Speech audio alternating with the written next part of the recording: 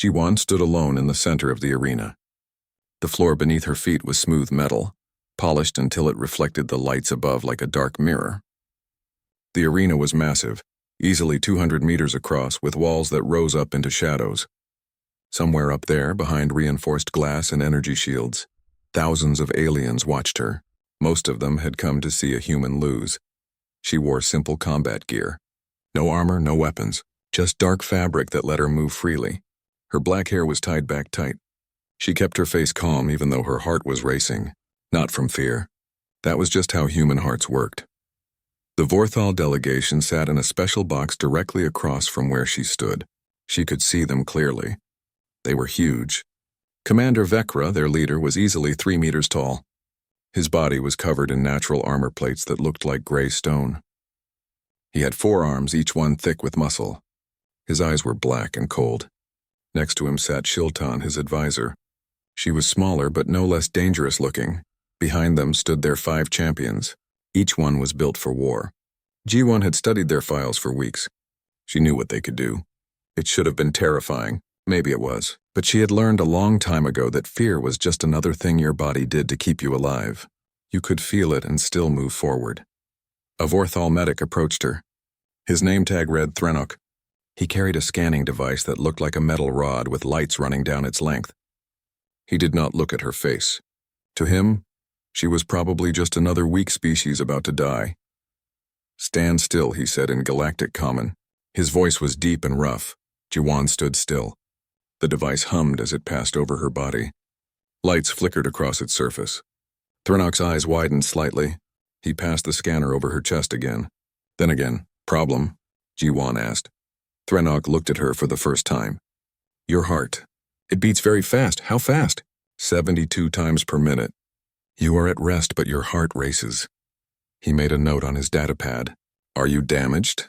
"No, that's normal for humans." Threnok's expression changed. It might have been confusion. It might have been pity. "I see. Your biology is very inefficient." He walked back to the Vorthal box.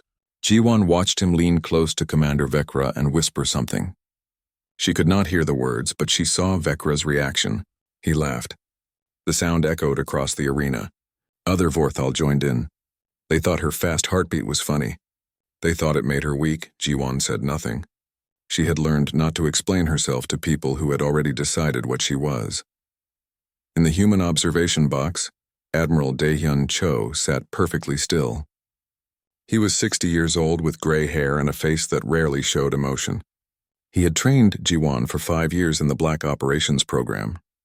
He had taught her how to fight, how to survive, how to win when winning seemed impossible. Now he sat with his hands folded on the armrest. His fingers moved in a pattern. Old military code. Simple message. "Trust yourself." Ji-won saw the movement. She nodded once, very slightly. The Galactic Arbiter spoke. Its voice came from everywhere at once. The Arbiter was not alive, not really. It was an artificial intelligence that had been running these trials for thousands of years. It had no body, only a presence. A sense of something ancient watching. The terms are clear. 5 trials. 5 champions. Victory grants humanity its colonies. Defeat grants them to the Vorthal Empire. Between each trial, there will be 10 minutes of rest. "Do you understand these terms, Captain Ji-won Park?" Ji-won looked up at the lights. "I understand. Do you understand that you may die?" "Yes." "Do you understand that surrender is permitted but will result in immediate defeat?" "Yes. Do you have any questions?" Ji-won switched to speaking Vorthal. She had spent 3 months learning the language. Her accent was not perfect, but her words were clear. "I understand that you have never fought a human who had everything to lose." The arena went silent. Even the Vorthal stopped talking. Commander Vecra leaned forward in his seat. The Arbiter's lights flickered. If it had a face, it might have smiled.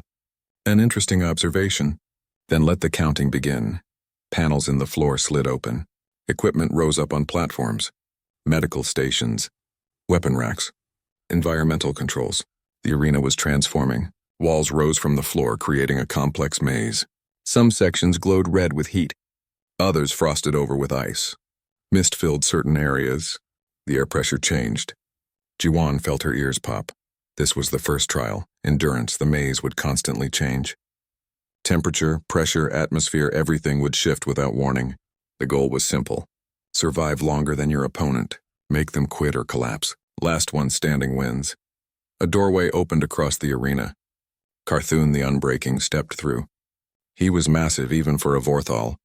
His armor plates were scarred from countless battles. His forearms hung loose and ready. He moved slowly into the maze, his black eyes fixed on G1. "I have fought for 40 hours without rest," Carthun said. His voice was calm. He was not boasting, just stating fact. "You will not last one." Jiwan did not respond. Words would not help her now. The Arbiter's voice filled the arena one last time. "First trial begins in 10 seconds. Jiwan took a deep breath. Let it out slow. Another breath. She felt her heart beating in her chest, steady, fast, ready. 5 seconds. She rolled her shoulders, shook out her hands. 3 seconds. Everything else fell away. The watching crowds, the Vorthal delegation, even Admiral Cho. There was only the maze, the enemy, and the next moment.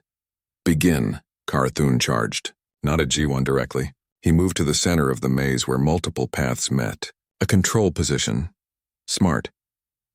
G1 went the opposite direction, moving along the outer wall. The temperature was already rising in her section. 40 degrees, 50, 60. Sweat began to run down her back. Good. Sweating meant her body was cooling itself. Humans could do that. Most species could not. It was one of those small advantages that did not seem important until it was. She kept moving. Never stopped. The maze shifted. A wall rose up in front of her. She climbed it. Her fingers found holds in the metal. Her arms burned, but she pulled herself up. At the top, she could see Carthun in the distance. He was standing still, conserving energy. His body had slowed its metabolism. He could stay like that for hours, but standing still meant he was not chasing her. And if he was not chasing her, he was not burning energy. Jiwan needed him to burn energy. She found a pipe running along the wall. She ripped it free. It was not much of a weapon, but it would make noise. She threw it. The pipe clanged off a wall near Carthun's position. He turned, saw her on top of the wall, and began to move. Good. The trial had just begun, and G1's heart was already counting down to victory. 72 beats per minute, 4,320 beats per hour. She just needed to make sure Carthun's heart could not keep up. She jumped down from the wall and ran deeper into the maze. Behind her, she heard Carthun following. The temperature dropped suddenly. 20 degrees 10 below zero. Her breath came out in clouds. Her fingers went numb, but she kept running, and her heart kept beating.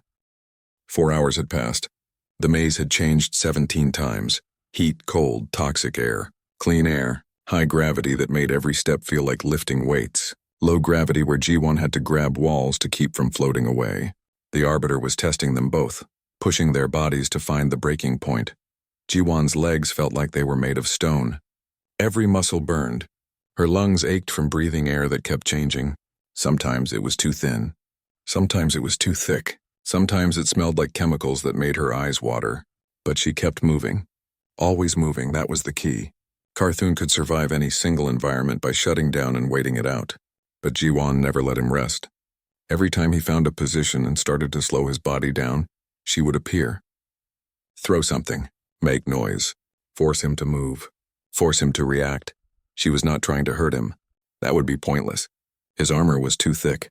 His body was too strong. She was just trying to make him work. Make his heart pump. Make his lungs pull air. Make his muscles burn energy that he could not get back. It was called persistence hunting. Humans had invented it back on Earth. Tens of thousands of years ago.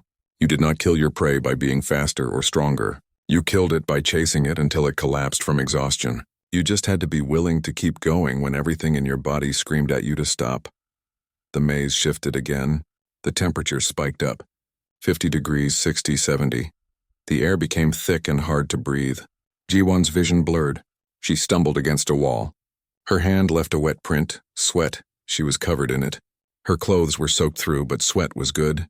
Sweat meant her body was cooling itself. She pressed against the metal wall. It was hot but not burning. The metal pulled heat away from her skin where the sweat evaporated. Basic physics. Heat transfer. Humans had evolved in hot climates. They knew how to handle this. She looked across the open section of maze. Carthun was there 30 meters away. He had stopped moving. His armor plates had sealed tighter together. She could see heat waves rising from his body. He was not sweating. He could not sweat. His body was just absorbing the heat, storing it, trying to endure it. His internal temperature was rising. She was sure of it. Jiwan picked up a piece of broken metal from the floor. She threw it. Her arm was weak. The throw was bad, but the metal hit the ground near Carthun with a loud clang. He turned his head. Even that small movement seemed to cost him. His eyes found her. They looked different now. Tired. Why? He called out. His voice was rougher than before. Why do you not stop? Because I can't, Jiwan said. It was the truth. Not just because of the trial. Because of what would happen if she lost. 47 billion people. Her people. They were counting on her. She would run until her heart exploded before she let them down. The temperature climbed higher. 80 degrees, 90. The metal under Jiwan's feet was hot now. She had to keep moving or it would burn through her boots. She ran along the wall, jumped over a gap, rolled under a low barrier. Her body was moving on instinct, training that Daehyun had drilled into her until it was automatic. Carthun tried to follow. He took 3 steps and stopped. His body was too hot. His movements were slow, sluggish. Heat was affecting his nervous system. In the observation box, the Vorthal medics were watching their scanners with growing alarm. Threnok checked the readings twice. His core temperature is 49 degrees. That is acceptable, Shiltan said. No, that is dangerous. His species can survive to 51 degrees, but brain damage begins at 50. Commander Vekra leaned forward. He is unbreaking. He will endure. But Threnok was not sure. He looked at the scanner showing Jiwan's vital signs. Her core temperature was 38 degrees. Normal for a human. Her heart was beating at 140 beats per minute. Fast but not dangerous. Her body was cooling itself efficiently. Too efficiently. 5 hours in, the maze shifted again. Back to desert heat, dry air. Bright lights that simulated a sun. The temperature held at 45 degrees. Not enough to kill quickly, but enough to drain everything you had if you stayed in it too long. Carthun was standing in the open. He had given up trying to chase Jiwan. He was just trying to survive now. His forearms hung loose. His breathing was heavy. His armor plates had spread apart, trying to release heat. But without sweat, without any way to evaporate moisture, his body had no good way to cool down. Jiwan was in bad shape too. She had been running for 5 hours. Her body was dehydrated. Her muscles were cramping. Her vision kept going dark at the edges. But her heart was still beating, still pumping, still keeping her alive. She forced herself to move, 1 foot in front of the other. She circled around Carthun. He tracked her with his eyes but did not turn his body. He was conserving every bit of energy he had left. Your heart, Carthun said. His voice was barely above a whisper. It beat so fast. 72 times per minute at rest. More now, much more. How has it not failed? Jiwan stopped walking. She was 20 meters from him. Close enough to hear, far enough to run if she needed to. My heart is built for this, she said. It's built to beat fast for hours. For days if it has to. What about yours? Carthun's heart beat 12 times per minute normally. It was strong. Each beat moved massive amounts of blood. But it was not designed for sustained high performance. It was designed for short bursts of extreme effort, followed by long periods of rest. Right now his heart was beating 20 times per minute. For him that was like sprinting. And he had been doing it for 5 hours. How much longer can you keep going? Jiwan asked. Carthun did not answer. He took 1 step toward her. Then another. Then his legs gave out. He went down on 1 knee. All 4 arms hit the ground to catch himself. His breathing was rapid now, shallow. His heart was struggling. In the observation box, Threnok stood up. His heart cannot sustain this rate. Pull him out. No, Commander Vekra said. He has not yielded. He will die. Then he dies with honor. But Carthun was smarter than his pride. He looked up at the observation box. He raised 1 arm. The gesture for surrender. Medical teams rushed into the arena immediately. They surrounded him with cooling equipment. Emergency drugs. Portable life support. The Arbiter's voice filled the arena. First trial complete.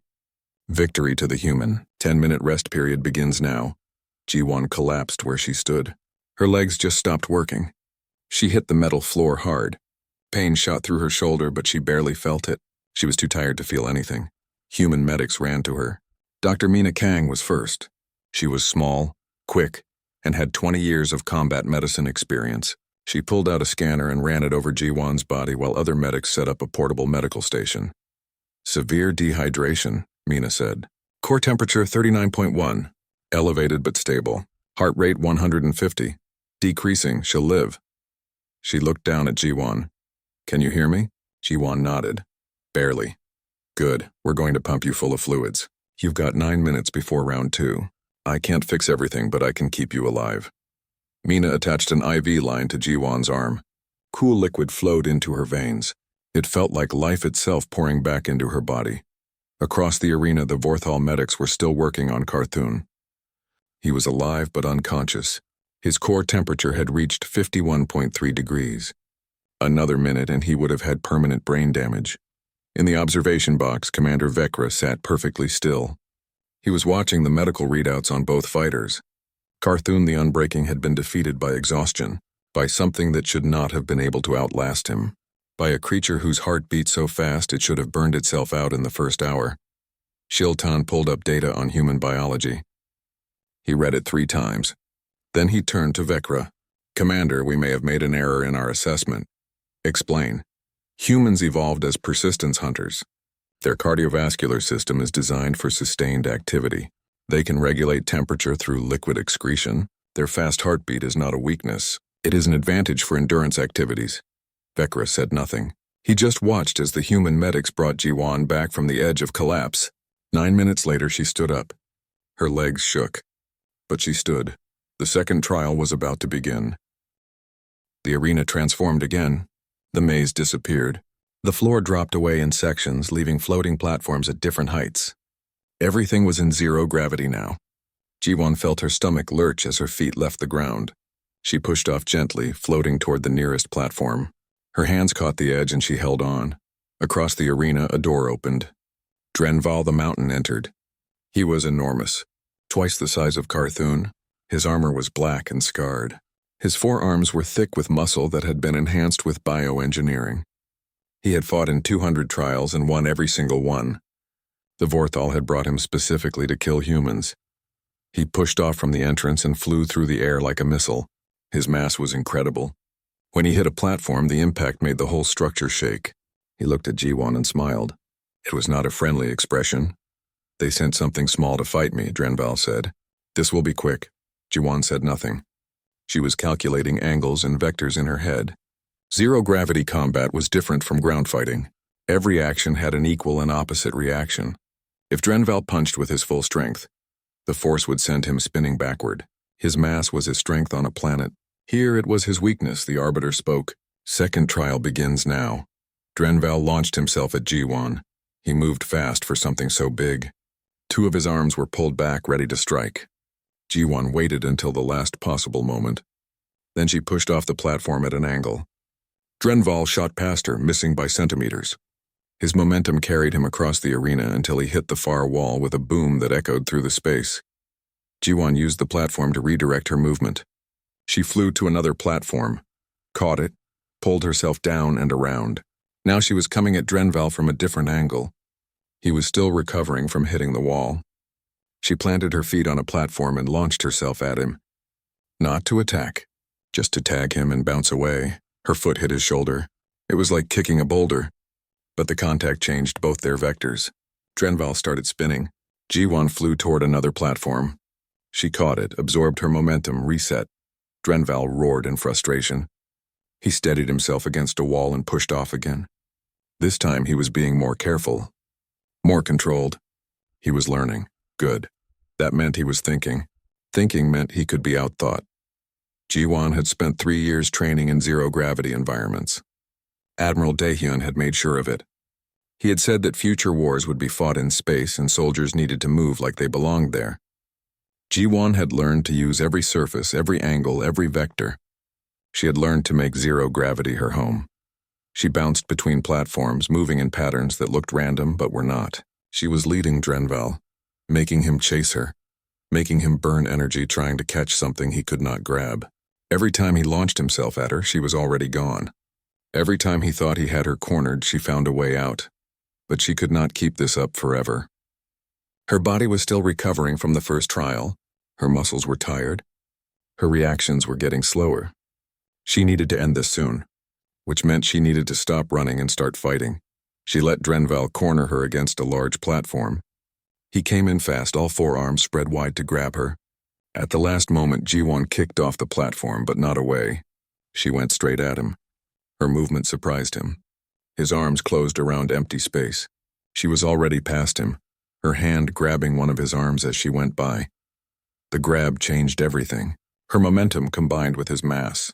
She swung around his arm like it was a bar. The rotation built up speed. At the peak of the swing, she let go. The force sent Drenval spinning uncontrollably. It also sent her flying hard toward a platform. She hit badly. Her shoulder took most of the impact. Something crunched inside. Pain exploded through her chest. She could not breathe for a moment. When air finally came back, it brought more pain. Broken ribs. At least 2. Maybe more, but she had bought herself time.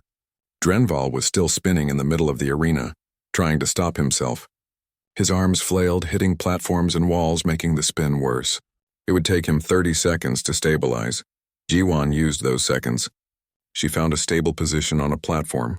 She pressed her left arm against her side, holding the broken ribs in place.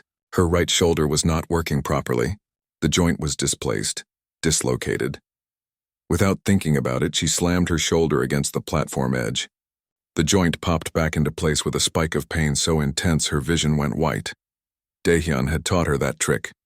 He had also taught her that pain was just information. Your body telling you that you were damaged. You could choose whether to listen. Right now, Jiwon chose not to. Drenval had stopped spinning. He looked at her from across the arena.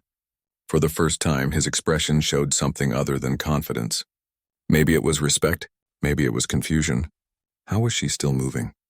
The answer was simple. Humans had evolved with a stress response system that could temporarily override pain and injury. Adrenaline, cortisol, endorphins, a chemical cocktail that let humans keep fighting even when they should be dead. Other species had similar systems, but not as powerful, not as automatic. Humans could push through injuries that would incapacitate most beings in the galaxy. Drenval came at her again. This time he was more cautious. He grabbed platforms and walls to control his movement. He was learning how to fight in zero gravity. That was bad for Jiwon. The longer this went on, the more skilled he would become. She needed to end it now. She waited until Drenval was between 2 platforms. Then she kicked off her position hard, using both legs. The force sent her flying straight at him. He saw her coming. He set himself up to catch her. 4 arms ready. All that mass and muscle prepared to crush her. At the last moment, Jiwon twisted her body. She grabbed a passing platform with her good hand and changed her vector. Instead of hitting Drenval head-on, she came at him from the side. Her feet hit his center of mass, not hard, just enough to push him. Drenval started moving backward. Slowly at first, then faster. He had been set up to catch her from the front. Now he was moving backward and had no way to stop. He hit a platform edge on. The impact bent the metal. It also knocked the air from his lungs. His breathing hole, located in the center of his chest, gasped for air. Jiwon did not give him time to recover. She pushed off another platform and flew at him again. This time she grabbed his breathing hole covering with both hands. It was a small plate of armor that could open and close. She pulled it open with all her strength. Then she held it open. Drenval panicked. Breathing holes were vulnerable spots. Having one forced open in zero gravity was dangerous. Air was escaping his lungs. He tried to pull Jiwon off, but his arms could not get the right angle. Every time he grabbed for her, she shifted position. "Yield," Jiwon said. Her voice was hard. "Or pass out." Drenval's eyes met hers. She could see him calculating. If he passed out, he might die before the medics could reach him. If he yielded, he lived but lost the trial. It was not really a choice. He raised one arm. The surrender gesture.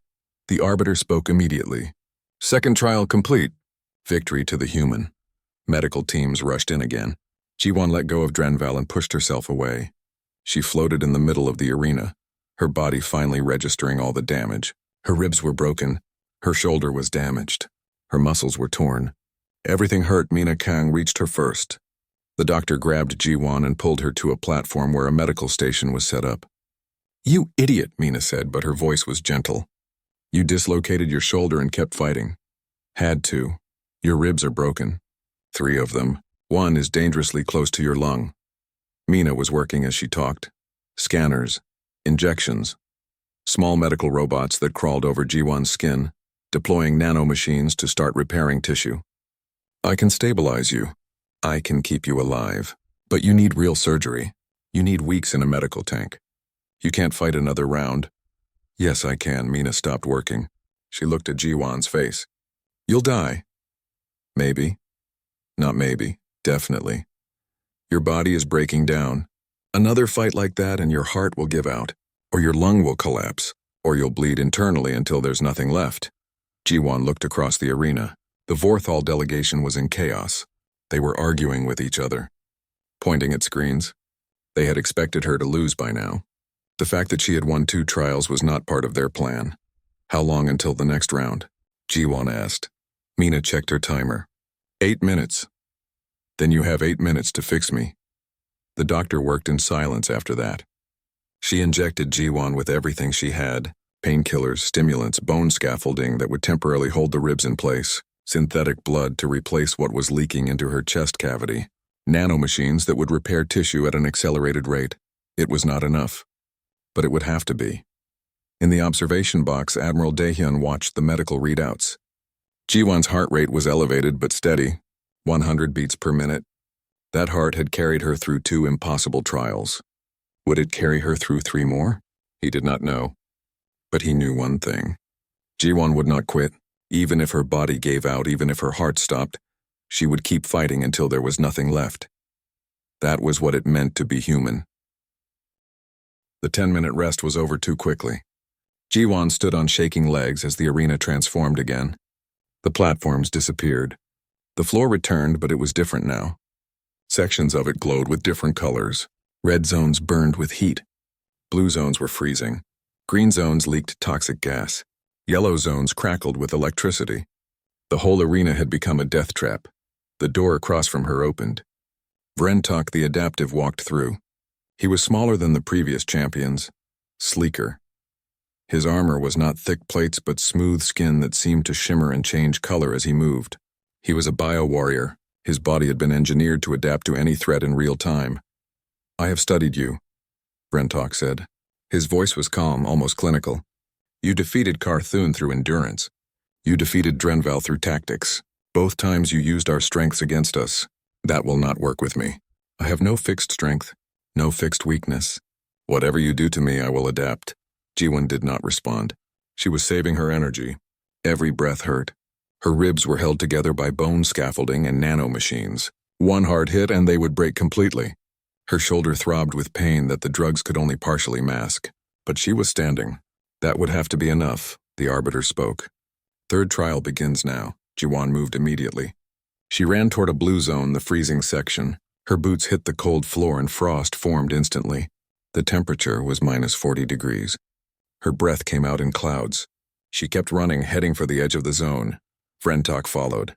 He moved confidently into the cold.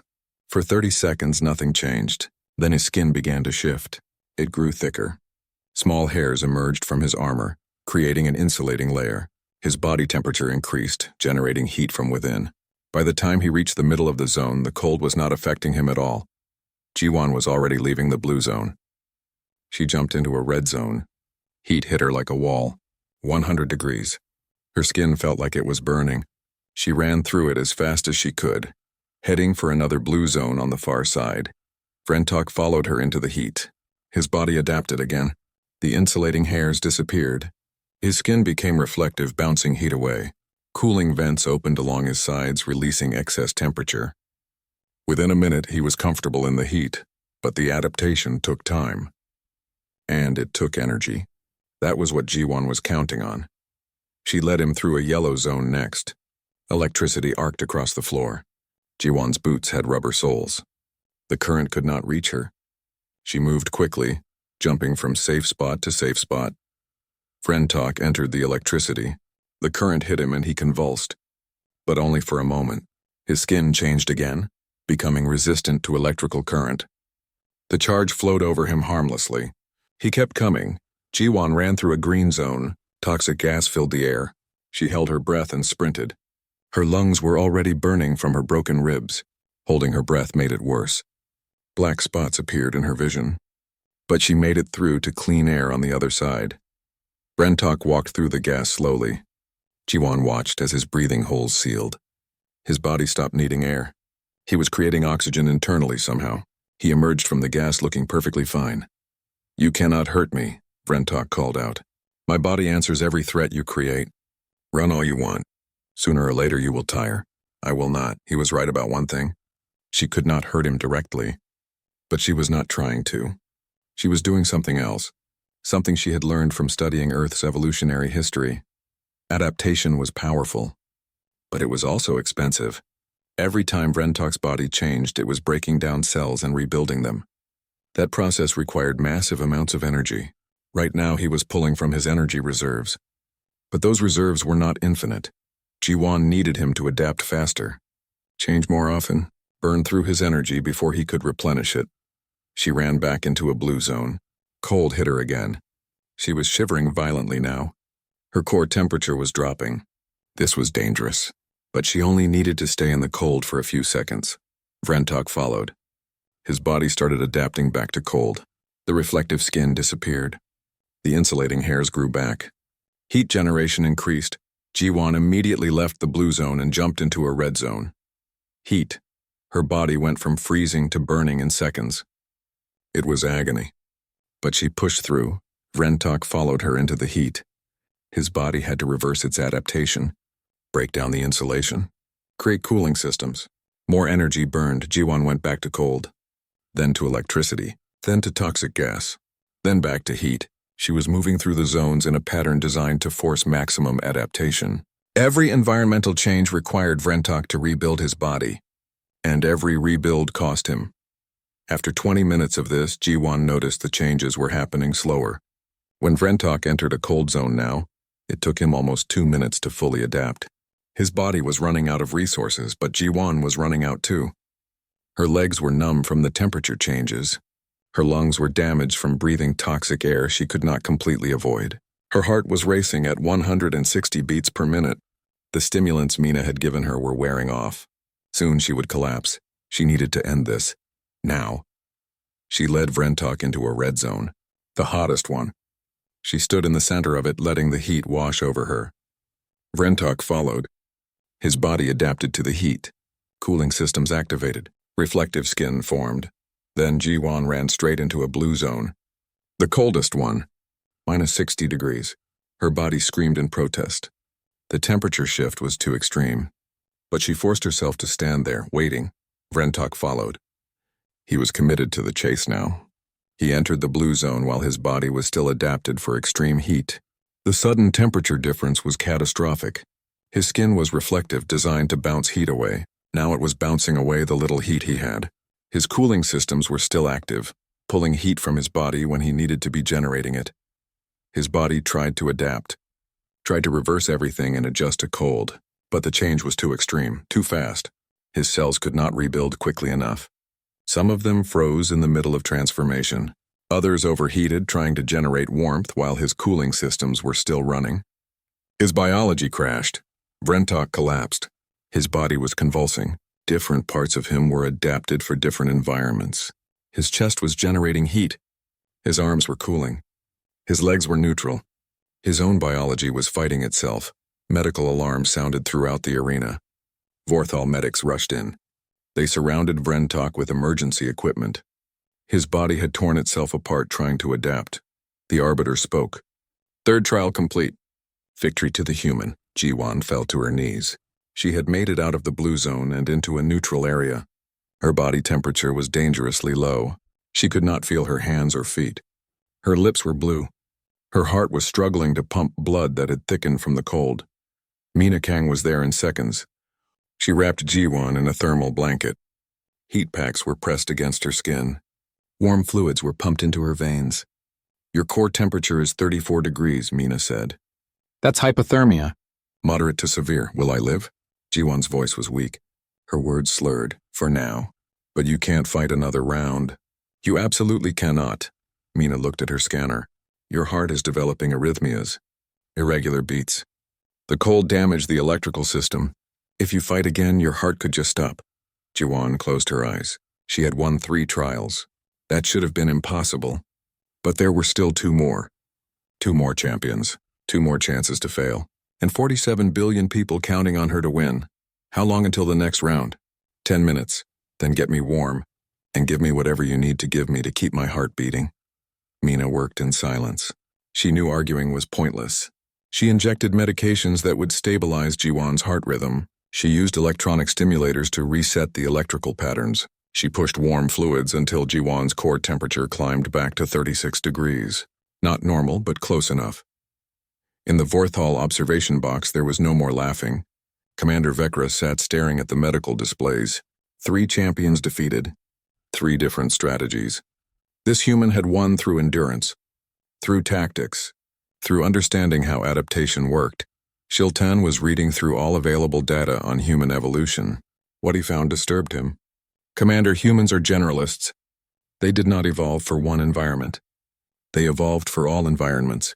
They spread across their entire planet. Deserts, tundras, mountains, oceans, jungles. They learned to survive everywhere. That knowledge is encoded in their tactics. What are you saying? I am saying we cannot beat her at specialized tasks. She is not the strongest, not the fastest, not the most adaptable, but she knows how to counter all of those things because humans had to. They had no natural advantages except their minds. So they learned to turn everyone else's advantages into weaknesses. Vekra said nothing. He was realizing that humans were dangerous, not because of what they were, but because of what they had survived. A species that had conquered an entire planet through sheer determination and intelligence. And now one of them stood broken in his arena, refusing to fall. The arena changed for the final time. All the environmental hazards disappeared. The colored zones faded. The floor became simple metal again. A large circle, 50 meters across. Nothing else. No weapons, no tricks. No places to hide. Just empty space and 2 fighters. The door opened. But it was not the 4th champion who walked through. It was Commander Vekra himself. His massive form filled the doorway. 4 arms, 3 meters of muscle and armor, black eyes that had seen 1,000 battles. He walked to the center of the arena and stopped. The crowd went silent. The Galactic Arbiter's lights flickered in what might have been surprise. This had not happened in over 1,000 years. A commander entering the trial as a champion. I invoke ancient law, Vekra said. His voice carried through the arena. I claim the right to stand as final champion for my empire. The Arbiter processed this. The law permits this. But you understand that if you lose, there can be no other champion. The trial ends with your defeat. I understand. And you understand that victory here requires death or submission of your opponent. There is no 4th trial. This is the end. I understand. Jiwan stood at the edge of the arena. She was barely conscious. The medications Mina had given her were the only things keeping her upright. Her vision kept going dark. Her heart was beating erratically. One moment it would race at 180 beats per minute. The next it would drop to 40. The electrical system was failing. Admiral Daehyun spoke for the first time since the trials began. He used the communication channel to reach Jiwan's earpiece. You can surrender. There is no shame in it. You have fought beyond all expectation. And if I surrender, Jiwan's voice was barely a whisper. The colonies are lost. Humanity is relocated, but you live. That's not living. Jiwan, if you fight him, you will die. The medical scanners are clear. Your heart cannot take another battle. Do you understand? This is not about courage. It is about physics. Your body is done. I understand. Then why are you still standing? Jiwan did not answer. She just started walking toward the center of the arena. Each step took everything she had. Her legs barely worked. Her broken ribs ground against each other. Her heart stuttered and jumped. But she kept walking. Vekra watched her approach. He did not move.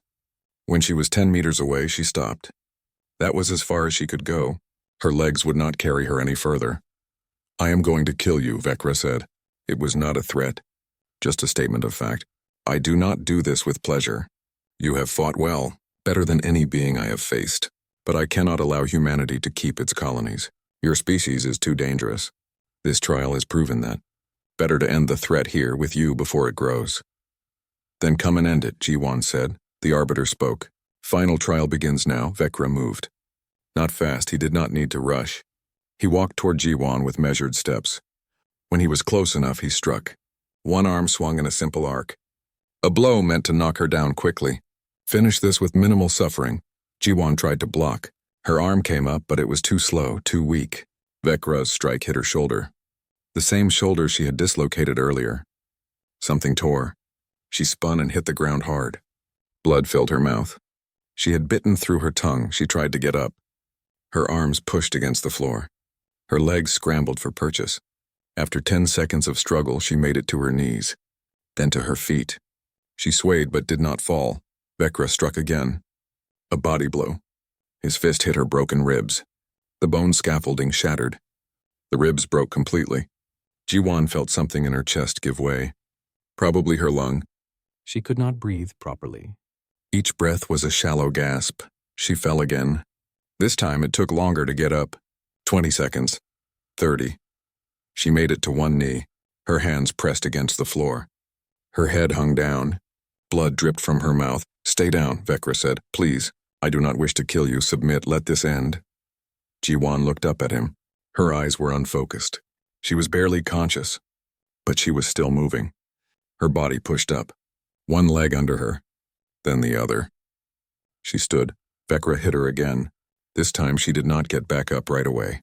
She lay on the cold metal, struggling to breathe. Her heart was beating wildly. Monitors in the observation boxes were screaming warnings. Her heart rhythm was completely chaotic now. It was a miracle it was still beating at all. 60 seconds passed, then 90, then 2 minutes. The medical teams were ready to rush in. They were certain she was done. But then she moved. One hand, then the other. She dragged herself forward, toward Vecra. It was not standing. It was not even crawling. It was just movement, just refusal to stop. Vecra watched her. His expression changed. The confidence was gone. Now there was something else. Something that might have been fear. Not fear of her strength. Fear of what she represented. He had traveled the galaxy for 200 years. He had fought countless battles. He had seen species that were stronger than humans, faster than humans, smarter than humans, but he had never seen anything that simply refused to stop, that kept moving forward even when every logical system said it should be dead. How? Vecra asked. The question was not just to Jiwan. It was to the universe. How can one human defeat all? Jiwan got to her knees again. Blood ran from her nose and mouth. Her breathing was wet and harsh. Her heart monitor showed a rhythm that should not be sustaining life. But it was. Beat after impossible beat. 72 per minute, the medic had said at the beginning. That was normal for a human at rest. Now her heart was beating 90 times per minute. Not fast, not slow, just steady. Impossibly, determinedly steady. She tried to speak, but only blood came out. She tried to stand, but her legs would not work anymore. So she just stayed on her knees, looking at Vecra, waiting. He could kill her. One more strike and it would be over. She had no defenses left, no tricks, no tactics, just a broken body that would not give up. Vecra raised his arm, the strike that would end it. But he could not make himself deliver it. In the observation box, Shiltan was reading data that made no sense. Her body should have quit 10 minutes ago. The heart damage alone should have stopped her. How is she still conscious? Thranok, the medic, was staring at his scanner. I do not know. By every measure we have, she should be dead. But her heart continues. It should not be possible. On the human side, Mina Kang was crying. She had seen a lot of soldiers die. But she had never seen one refuse death this completely. Her heart, Mina whispered. It just won't stop.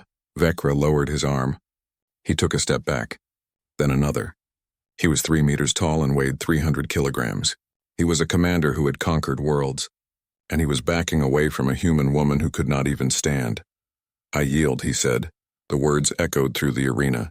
No one moved. No one spoke. The statement was too impossible to process. I yield, Vecra said again, louder. He raised all 4 arms in the surrender gesture. The Vorthal Empire yields. The colonies remain with humanity. The Galactic Arbiter processed this for 3 full seconds. Then its voice filled the arena. Final trial complete. Victory to the human. All trials complete. Verdict rendered. Humanity retains all colonies and territories. This judgment is final. Ji-won collapsed forward. Her face hit the metal floor. She did not get up this time. Medical teams from both sides rushed in. Mina reached her first. She rolled Ji-won onto her back and placed emergency equipment on her chest. The heart monitor showed chaos. No regular rhythm, just electrical noise. She's crashing, Mina said. Starting cardiac support. She activated the portable life support system. Machines began doing what Ji-won's heart could no longer do alone. Vekra stood nearby, watching the medical team work. Shilton approached him. Commander, why did you yield? You could have won. Yes, Vekra said quietly. I could have killed her. But what would that prove? That the Vorthal can kill a wounded enemy? He looked at the medical team fighting to keep Ji-won alive. She defeated 5 of our champions. She stood against me when she should have been dead. She represents something we do not understand. Something dangerous. You said humans are dangerous, that we should eliminate them. I was wrong. Eliminating them would make them martyrs. It would show the galaxy that we fear them. Better to make them allies. Let them grow. Learn from them. Because if we make them enemies, I believe they will never stop. Just like she did not stop. 3 hours later, Ji-won woke up in a medical facility on the station. Her chest was covered in bioregeneration equipment. Tubes and wires connected her to machines. Admiral Daehyun sat in a chair next to her bed. You won, he said simply. I know. Her voice was rough. I heard the arbiter before I passed out. You should not have won. Medical analysis says you should have died in the 3rd trial, 4th at the latest, but I didn't. No, you did not. Daehyun was quiet for a moment. The Vorthal have requested diplomatic talks. 4 other species want cultural exchanges. Earth Defense wants you to train new officers. Everyone wants to know how you did it. What will you tell them? Daehyun smiled slightly. It was the first time Ji-won had seen him smile in 5 years. I will tell them the truth. That humans do not win because we are the strongest. We do not win because we are the smartest. We win because when everyone else stops, we take one more step. When